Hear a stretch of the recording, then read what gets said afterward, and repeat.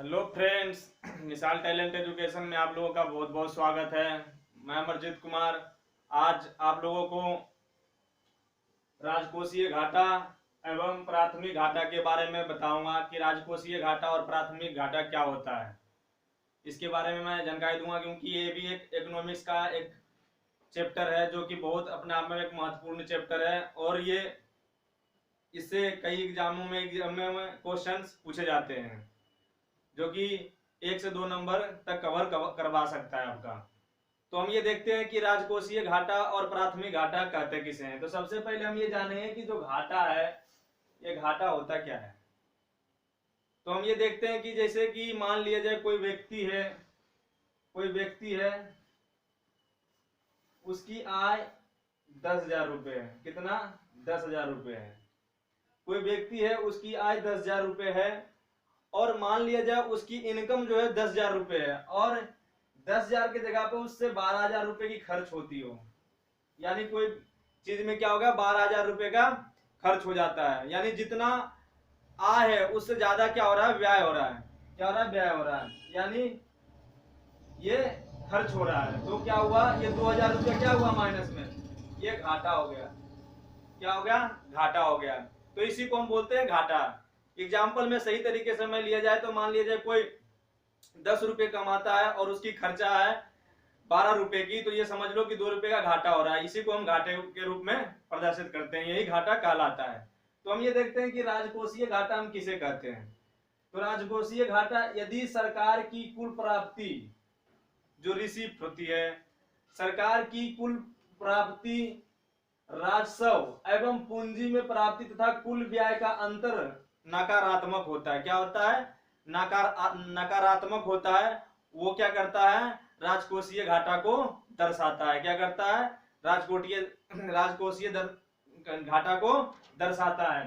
तो हम ये देखते हैं, सही से समझिएगा। यदि सरकार की कुल प्राप्ति, जो सरकार की जो कुल प्राप्ति आय है उनकी जो है, और राजस्व यानी जो प्राप्ति यानी राज्य का जो राजस्व जो है वो उसकी प्राप्ति का कुल आय एवं पूंजी की प्राप्ति, जो पूंजी में प्राप्ति होती तथा कुल व्यय का अंतर, यानी जो कुल व्यय जो उसका जो खर्चा हो रहा है, जो कि जितना इनकम हो रहा है, जितना राजस्व का क्या हो रहा है, प्राप्ति हो रही है, आय जो प्राप्ति हो रही है और उससे ज्यादा क्या हो रहा है, व्यय आ रहा है, तो वो नकारात्मक हो जाता है। क्या जाता है? नकारात्मक। मान लिया 10,000 की जगह जैसे मैंने बताया 12,000 रुपये खर्चा है तो 2,000 रुपये क्या नकारात्मक, तो नकारात्मक ही आना राजकोषीय घाटा कहलाता है।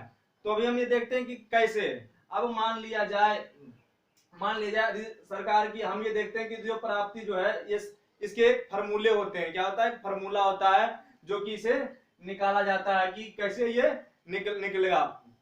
तो हम देखते हैं कुल जो व्यय होता है इनका, हम ये देखेंगे कुल जो व्यय है इसका, ये देखिए हमने यहाँ पे लिख रखा है फॉर्मूला। यदि जो कुल व्यय है तो क्या लिख रखा है, बराबर माइनस राजस्व प्राप्तियां।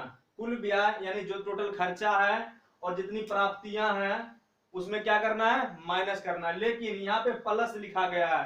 प्लस में क्या लिखा गया है, गैर क्षण सृजित पूंजी का, यानी जो गैर मतलब जैसे मान लिया जाए ये राज क्या करता है कि राजकोषीय क्या करता है ये कि राजस्व, ये कई बार क्या होता है कि इसे घाटे में जब जाने लगता है क्या करता है, मान लीजिए लोन ले लेता है किसी, मान लीजिए वर्ल्ड बैंक से या IMF से लोन लेता है कि हमें दे दो, हमें जरूरत पड़ गई या फैक्ट्री लगानी या कोई भी मतलब काम करना हो, तो मान लीजिए लोन लेता है। क्या लेता है? लोन लेता है।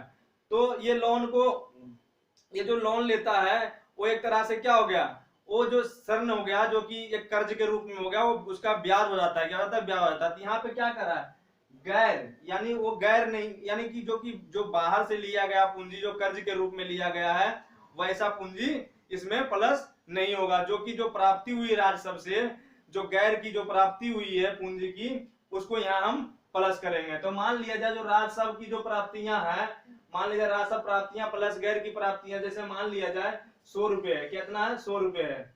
अब 100 रुपए है, अब हमें क्या कर रहा है, माइनस कुल व्यय करना है। अब जो कुल व्यय मान लिया जाए इसका, मान लिया 100 रुपए की इनकम आय हो रही है और हमें ब्याज हो रहा है यहाँ 110 रुपया, तो इसको माइनस करेंगे तो -10 आ जाएगा, -10 आ जाएगा। तो ये क्या हो जाएगा, ये नकारात्मक हो जाएगा। क्या हो जाएगा? नकारात्मक हो जाएगा कि राजकोषीय क्या कर रहा है, कि राजस्व एवं पूंजी प्राप्ति तथा कुल व्यय का अंतर जो होना चाहिए, इसका क्या होना चाहिए, नकारात्मक होता है, और यही राजकोषीय घाटा को दर्शाता है। क्या करता है, राजकोषीय घाटा को दर्शाता है। अब हम बात करते हैं कि जो राजकोषीय घाटा है वो किस तरीके से, मतलब इसकी जो मापन होती है वो किस तरीके से होती है। तो एक बात ध्यान देना बिल्कुल इंपॉर्टेंट, ये क्वेश्चन पूछे जाते हैं। तो ये जीडीपी पे माप होती है इसकी, कितने, किस पे, जीडीपी, सकल घरेलू उत्पाद पे इसकी माप होती है। क्या होती है, सकल घरेलू उत्पाद पे इसका माप होता है। अभी हमने बताया कि राजस्व जो घाटा है, यहाँ लिखा गया राजस्व घाटा के बराबर कुल व्यय माइनस राजस्व प्राप्तियां जो गैर सृजित पूंजी है उसको हम किए हैं। तो हम ये देखते हैं कि जो ये माइनस जो 10 आया वो नकारात्मक हो गया। नकारात्मक को ऐसे मापा कैसे जा सकता है, तो ये जीडीपी में मापा जा सकता है।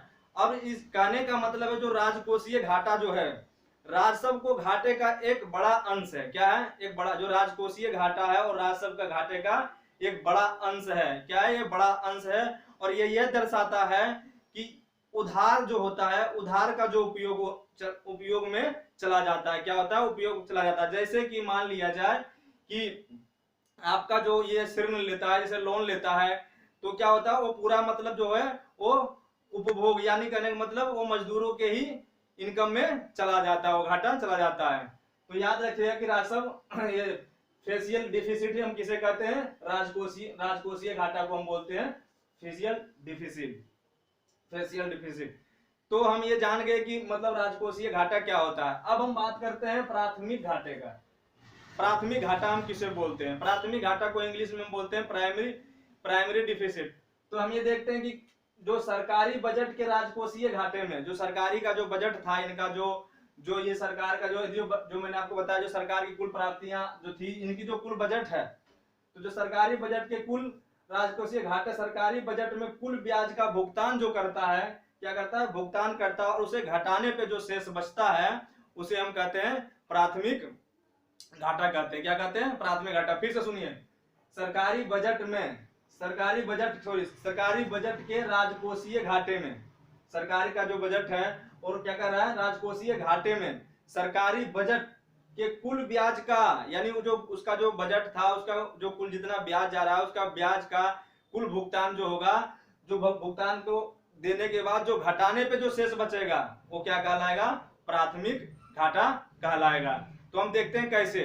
तो सबसे पहले हम ये देखते हैं कि इसे राजकोषीय घाटा जो ये सरकारी जो प्राथमिक है, प्राथमिक घाटा जो है उसका सूत्र क्या होता है, इसका फॉर्मूला क्या होता है, किस तरीके से ये हमें निकाला जाता है। तो हम ये देखते हैं प्राथमिक घाटा का क्या होता है, प्राथमिक घाटा का सकल राजकोषीय घाटा, जो सकल राजकोषीय जो इन्होंने उत्पादन किया, जो सकल राजकोषीय घाटा, उसमें निर्बल ब्याज दायित्व, ये कठिन शब्द थोड़ा, निर्बल, तो जो ये ब्याज का भुगतान है जो घटाने के लिए करा, वही निर्बल भुगतान, उसे बोलते हैं निर्बल ब्याज दायित्व जो देने वाला होता है। हम ये देखते हैं कि जैसे मान लिया जाए 1000 रुपये राजकोषीय जो क्या कर रहा है, प्राथमिक सकल राजकोषीय घाटा, यानी जो राजकोषीय मान लिया जाए 1000 घाटा, 1000 है, ठीक है। अब हमें ये देखना क्या कर रहा है, राजकोषीय घाटा जो होगा है उस पे मान लिया जाए जो घाटा निर्बल दायित्व है, मान लीजिए राजकोषीय घाटा में जो ब्याज है वो हम ब्याज कितना भरे, जो हमारा क्या कर रहा है, दायित्व का जो ब्याज है, भुगतान जो हुआ, मान लीजिए हम भुगतान, ये तो हमारा था राजकोषीय, आप ये देखिएगा ध्यान से, सकल राजकोषीय घाटा, राजकोषीय घाटा कितना 1000 हो गया। अब इसमें जो ब्याज हमने भरा, जो मान लिया पीछे जो हमने ब्याज लिया, जो ब्याज हमने भरा, मान लिया 100 रुपये हमने ब्याज इसका भरा, तो टोटल मिला के कितना आ गया, 1100 आ गया। कितना, 1100 आ गया। कितना, 1100। यदि जो यहीं पे ये 100 रुपये घटाया जाए, क्या कर रहा है, घटा निर्बल दायित्व ब्याज, यानी जो ब्याज हम भर रहे हैं, जो ब्याज हमने भरा, वो ब्याज को जो हम घटा दें तो कितना आ जाएगा, यदि जो ब्याज को हम घटा देंगे 100 रुपये तो कितना आ जाएगा, 1000 रुपये। कितना, 1000। तो ये 1000 क्या कहलाया, आपका प्राथमिक घाटा कहलाया। क्या कहलाया, प्राथमिक घाटा, इसे हम प्राथमिक घाटा कहते हैं। तो एक बात का ध्यान दीजिएगा, जो ये राजकोषीय घाटा और प्राथमिक घाटा जो है, बिल्कुल एग्जाम में ये पूछे जाते हैं कि ये किस चीज पे मापन होता है, तो जीडीपी पे मापन इसका किया जाता है। तो इस तरीके से आपका ये दोनों जो है डेफिसिट वो मैंने आपको बताया कि राजकोषीय घाटा क्या है और प्राइमरी घाटा क्या है। और एक पॉइंट है कि एक पॉइंट ये बताता है, इसमें ये आता है कि जो प्राथमिक घाटे होते हैं, जो प्राथमिक घाटा होता है, जो उसका माप होता है, उसका लक्ष्य क्या होता है। जो जिसे मैंने बताया प्राथमिक घाटा जो आपका ये हो रहा है, इसका जो मापन का जो माप का जो लक्ष्य है, वो सीधी सी बात है कि राजकोषीय जो है, जो राजकोषीय घाटा है, उसके संतुलन पर, जो संतुलन होता है, संतुलन पर प्रकाश डालता है। क्या डालता है? संतुलन पे प्रकाश डालने का काम करता है क्या? प्राथमिक घाटा। प्राथमिक घाटा इसलिए होता है जो कि राजकोषीय घाटे पे बहुत तरीके से मतलब प्रकाश डालने का काम करता है। जो कि ब्याज जो होता है इनका, ये भुगतान उसका ये करके उसका जो निकालता है, ये भुगतान इसका ब्याज चुकाया जाता है उससे। तो ये प्राथमिक घाटे का फायदा होता है। अब हमें देखते हैं अधिक प्रदर्शित लाने के, ये बहुत बड़ा मददगार होता है। क्या आता है? बहुत बड़ा मददगार ये होता है प्राथमिक घाटा। तो फ्रेंड्स, ये टॉपिक आपका बिल्कुल कंप्लीट हुआ और मैंने आपको सही तरीके से मैंने आपको समझाया। और आपको मैं एक बार और आपको मैं दोबारा रिवीजन करवा देता हूं, आप देखिए सही से। क्या बोलता? राजकोषीय घाटा हम कहते किसे हैं? यदि सरकार की कुल प्राप्ति जो रिसिप्ट होती है उसकी राजस्व एवं पूंजी प्राप्ति तथा कुल व्यय में क्या करा? अंतर में नकारात्मक होना चाहिए। यानी जितनी आय में है, जितना व्यय है, उसको हम जितने आय से ज्यादा व्यय हो रहा हो और वो नकारात्मक में प्रदर्शित हो जाता है, तो उसे हम क्या कहते हैं? राजकोषीय घाटा कहते हैं। प्राथमिक घाटा हम किसे कहते हैं? सरकारी बजट के राजकोषीय घाटा में जो सरकारी बजट के कुल ब्याज का भुगतान को घटाने पे जो शेष बचता है, उसे हम क्या कहते हैं? प्राथमिक घाटा कहते हैं। तो फ्रेंड्स, ये टॉपिक यहीं पे कंप्लीट हुआ।